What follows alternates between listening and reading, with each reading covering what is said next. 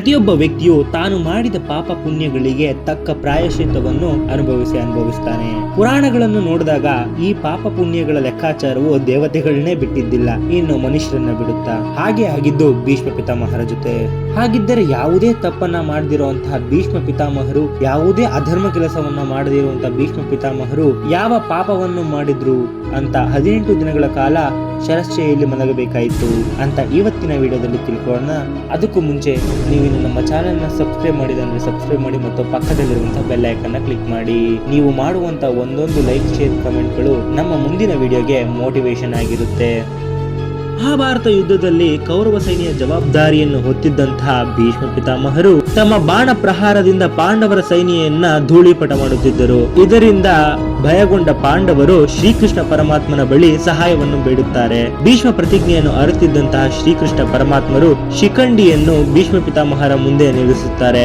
ಗಂಡಾಗಿದ್ದು ಹೆಣ್ಣಿನಂತಿರುವವರ ವಿರುದ್ಧ ಹೋರಾಟ ಮಾಡುವುದಿಲ್ಲ ಎಂದು ಪ್ರತಿಜ್ಞೆ ಮಾಡಿದ್ದಂತಹ ಭೀಷ್ಮ ಪಿತಾಮಹರು ತಾವು ಹಿಡಿದಿದ್ದ ಧನಸ್ಸನ್ನು ಕೈಬಿಟ್ಟು ಅರ್ಜುನನ ಬಾಣಗಳಿಗೆ ದೇಹವನ್ನು ಉಡ್ಡುತ್ತಾರೆ. ಕೃಷ್ಣನ ಹಣತೆಯಂತೆ ಶರಶಯ್ಯನ್ನು ಅರ್ಜುನ ನಿರ್ಮಿಸುತ್ತಾನೆ. ಅನಂತರ ಭೀಷ್ಮ ಪಿತಾಮಹರು ಅದರ ಮೇಲೆ 18 ದಿನಗಳ ಕಾಲ ಮಲಗಿರುತ್ತಾರೆ. ಭೀಷ್ಮ ಪಿತಾಮಹರು ಉತ್ತರಾಯಣ ಕಾಲಕ್ಕಾಗಿ ಎದುರು ನೋಡುತ್ತಿರುತ್ತಾರೆ. ಹಾಗಿದ್ದರೆ ಉತ್ತರಾಯಣ ಕಾಲಕ್ಕೆ ಹೇಗೆ ಭೀಷ್ಮ ಪಿತಾಮಹರು ಕಾದಿದ್ದು?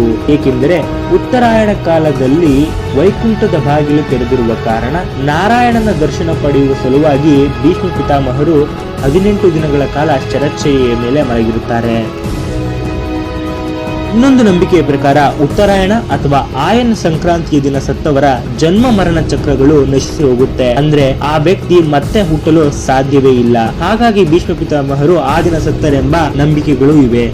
ಹಣದ ಹಾಸಿಗೆಯ ಮೇಲೆ ಮಲಗಿದ್ದಂತಹ ಭೀಷ್ಮ ಪಿತಾಮಹರು ತಾವು ಹಿಂದಿನ 10 ಜನ್ಮಗಳಲ್ಲಿ ಯಾವುದೇ ಪಾಪ ಕಾರ್ಯಗಳನ್ನು ಮಾಡಿಲ್ಲ, ಆದರೂ ನನಗೆ ಈ ರೀತಿ ಸಂಕಷ್ಟ ಬರಲು ಕಾರಣವೇನೆಂದು ಚಿಂತಿಸುತ್ತಿರುತ್ತಾರೆ. ಅದೇ ಸಮಯಕ್ಕೆ ಅಲ್ಲಿಗೆ ಬಂದ ಶ್ರೀಕೃಷ್ಣ ಪರಮಾತ್ಮನನ್ನು ಭೀಷ್ಮ ಪಿತಾಮಹರು ಈ ರೀತಿಯಾಗಿ ಪ್ರಶ್ನಿಸುತ್ತಾರೆ.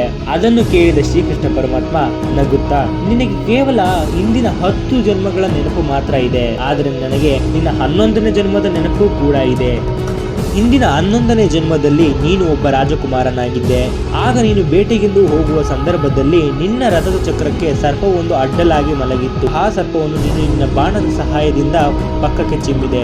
ಆಗ ಆ ಹಾವು ಮುಳ್ಳಿನ ಮೇಲೆ ಬಿದ್ದ ಕಾರಣ ಅಲ್ಲಿಂದ ಹೊರಬರಲಾಗದೆ ಬಹಳ ಸಂಕಟವನ್ನು ಪಟ್ಟಿತ್ತು. ಅದು ತನ್ನ ಸಾವಿನ ಸಂದರ್ಭದಲ್ಲಿ ಶಿವನನ್ನು ಬೇಡಿ ನಿನಗೆ ಶಾಪವೊಂದನ್ನು ನೀಡಿತ್ತು. ತಾನು ಅನುಭವಿಸಿದ ಎಲ್ಲಾ ಸಂಕಷ್ಟವನ್ನು ನೀನು ಅನುಭವಿಸಬೇಕೆಂದು ಶಾಪ ಕೊಟ್ಟ ಕಾರಣ ನೀನು ಈ ರೀತಿಯಾಗಿ ಶರಶಯ್ಯಲ್ಲಿ ಮಲಗಿದ್ದೀಯಾ ಎಂದು ಶ್ರೀಕೃಷ್ಣ ಪರಮಾತ್ಮ ತಿಳಿಸುತ್ತಾರೆ. ಭೀಷ್ಮ ಪಿತಾಮಹರು ಆಗ ತಮ್ಮ ಈ ಸಂಕಷ್ಟಕ್ಕೆ ಕಾರಣವನ್ನು ತಿಳಿದು ನಿರಾಳರಾಗುತ್ತಾರೆ ಮತ್ತು ಆಯನ ಸಂಕ್ರಾಂತಿಯ ದಿನ ಜೀವವನ್ನು ತ್ಯಜಿಸುತ್ತಾರೆ. ನಂತರ ಧರ್ಮರಾಜ ಭೀಷ್ಮ ಪಿತಾಮಹರ ಅಂತ್ಯಕ್ರಿಯೆಯನ್ನು ನೆರವೇರಿಸುತ್ತಾರೆ. ವಿಡಿಯೋ ನಿಮಗೆ ಇಷ್ಟ ಆಗಿದ್ರೆ ಲೈಕ್ ಮಾಡಿ, ಶೇರ್ ಮಾಡಿ ಮತ್ತು ಸಬ್ಸ್ಕ್ರೈಬ್ ಮಾಡಿ.